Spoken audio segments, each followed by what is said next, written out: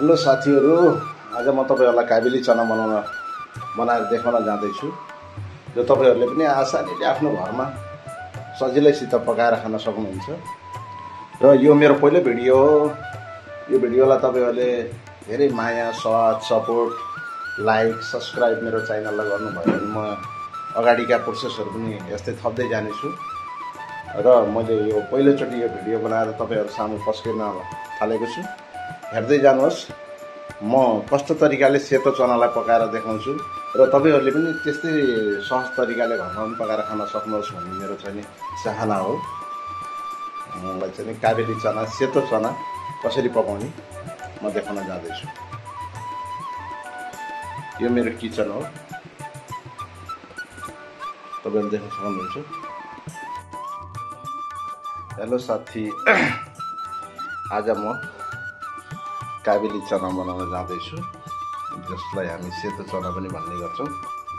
अब यो चना बनाउनको लागि म सामग्रीहरु तयार गर्न जाँदैछु। पहिला हामीले प्याजलाई यसरी छिलेर यसलाई हामीले यो कद्दुकसमा हामीले यसलाई यसरी घिच्दियौं। तेलमा अलगसित तड्का बनाउन जाँदैछौँ।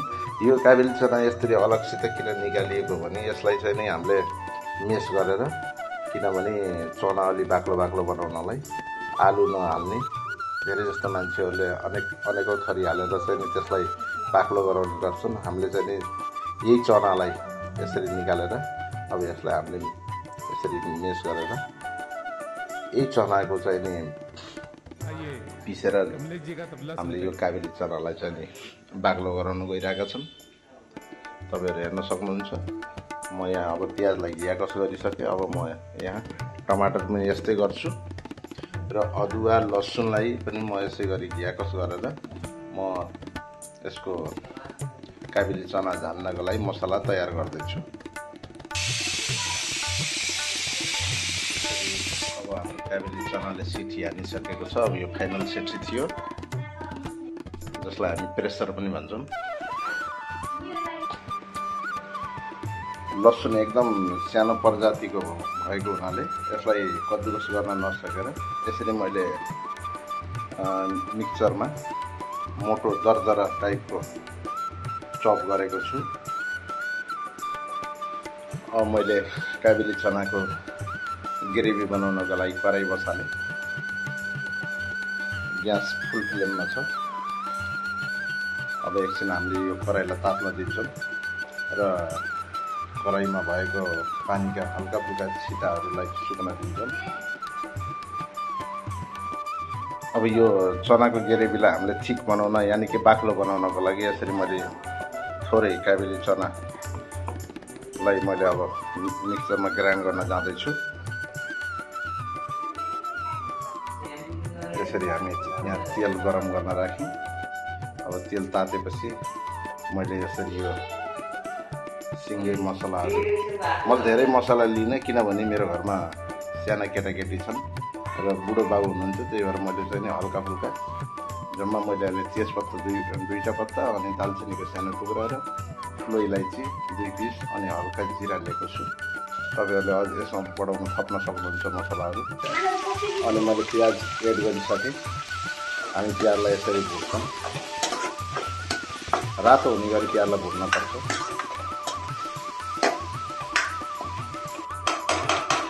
अब हामी यसलाई एकछिन यसै गरी छोडिदिन्छौँ। अब जस्तै कि अब म चाहिँ नि यतिको सौदो प्याज भएपछि अब म अदुवा र लसुनको मैले चाहिँ सानो लसुन भएको हुनाले यसलाई मैले कद्दुकस गर्न पाइनँ। अनि मैले दरदरा मैले पिसेको थिएँ मिक्सरमा। अब त्यसलाई म एड गर्न जाँदैछु।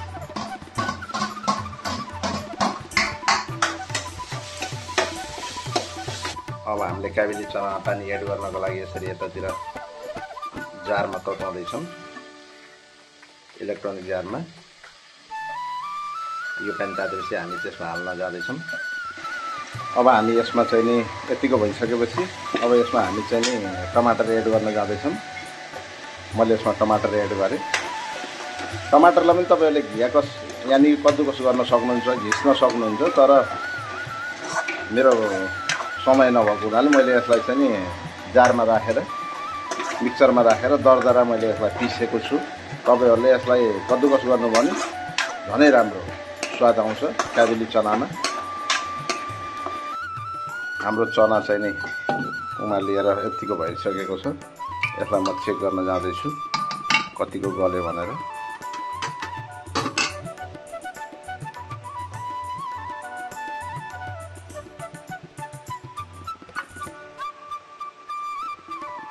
यतिको गलेपछि यो चना चाहिँ पाक्यो तपाईँको। अब हामी यसमा मसलाहरू एड गर्न जाँदैछौँ। यसमा हामीले पहिल्यै अलरेडी नै हल्का नुन हालेर यसलाई बोइल गरेको हुनाले मसलामा हामी स्वादअनुसार नुन हाल्छौँ।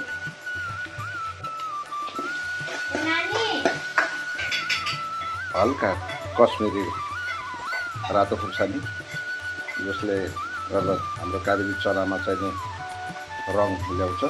यो रातो खुर्सानी पिरो हुँदैन, यो हल्का कलरको लागि काम गर्छ यसले। अनि हल्का गरम मसला, म यति गरम मसला दिँदैछु। तपाईँहरूले आफ्नो क्वान्टिटी अनुसार हाल्नु होला सामानहरू। हाम्रो मसला लगभग तयार भइसकेको छ।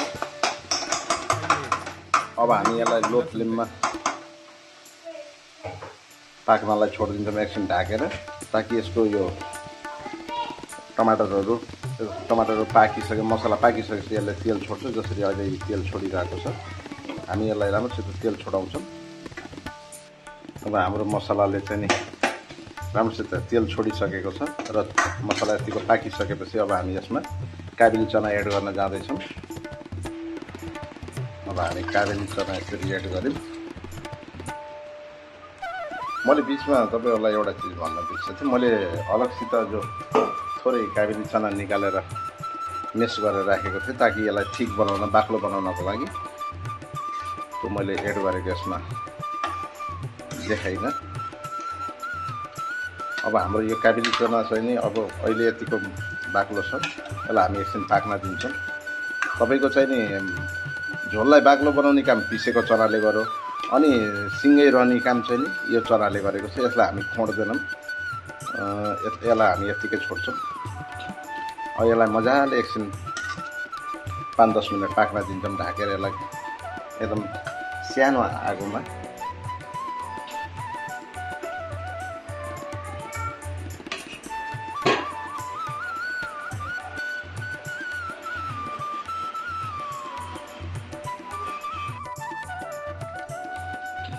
अब यो यत्तिको भइसकेपछि यो रेडी भइसक्यो।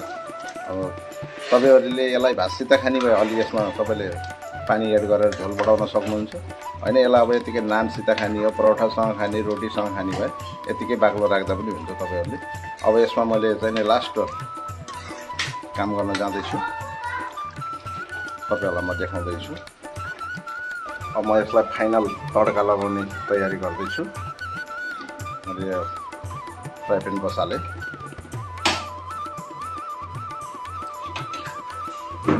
अब यसलाई एकछिन हामी तात्न दिन्छौँ। अब म घिउ एड गर्न जाँदैछु।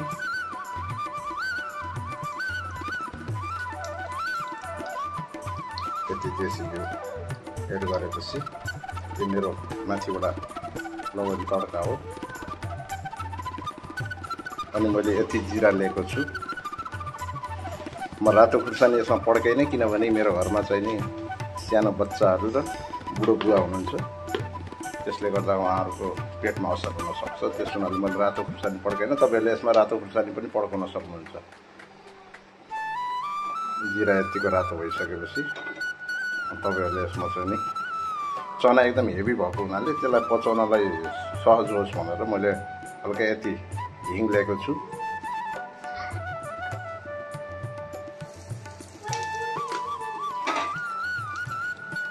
अब यसमा मैले रातो खुर्सानी, कश्मिरी लाल मिर्चलाई म एड गर्न जाँदैछु।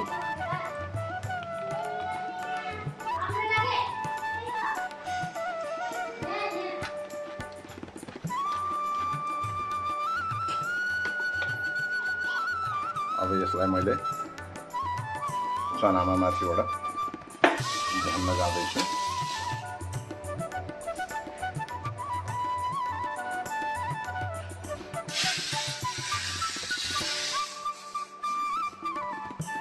यसरी झानिसकेपछि अब हामी यसलाई एकछिन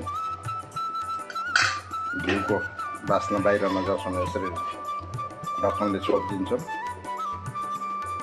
अब केही समय छोपेपछि यसलाई हामी फेरि यसलाई खोल्छौँ।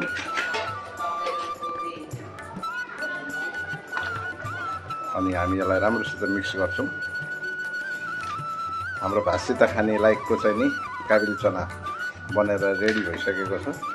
अब हामीले यसलाई सजाउनको लागि या त एउटा भाँडामा हालेर हुन्छ, खनाएर हुन्छ, या नहेन भने यसै माथिबाट यसरी मैले चाहिँ नि कदुकस गरेर राखेको अदुवा छ।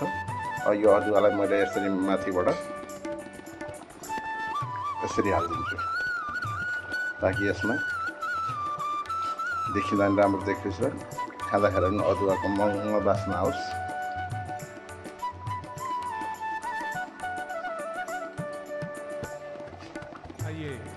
कमलेश जी का तबला सुनते हैं।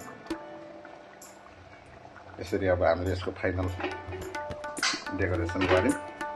अब यसलाई हामी यसरी छोपेर ग्यासको फ्लेमलाई बन्द गरिदिन्छौँ।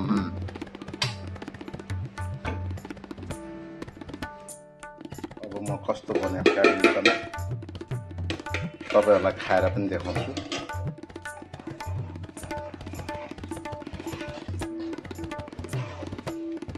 मसँग अहिले तत्काल धनियाँ नभएको हुनाले मैले यसलाई माथिबाट धनियाँ हाल्न पाइनँ। तपाईँहरूको घरमा धनियाँ छ भने तपाईँहरू धनियाँ एड गर्न सक्नुहुन्छ माथिबाट। मैले अब हल्का यसलाई चाहिँ नि एउटा बलमा हालेर चेक गर्न जाँदैछु कस्तो बनेको छ भनेर।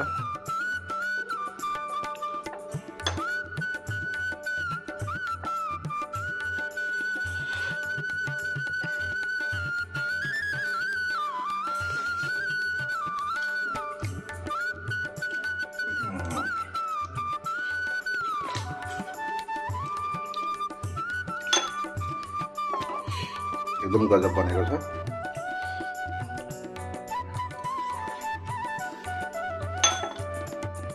तपाईँहरूले नि यसै गरी घरमा पकाएर काबिल चना मजाले भातसँग हुन्छ, नानसित हुन्छ, रोटीसँग हुन्छ, परोठासँग हुन्छ, जेसँग पनि तपाईँहरूले यसरी पकाएर खान सक्नुहुन्छ। हस् त, धन्यवाद।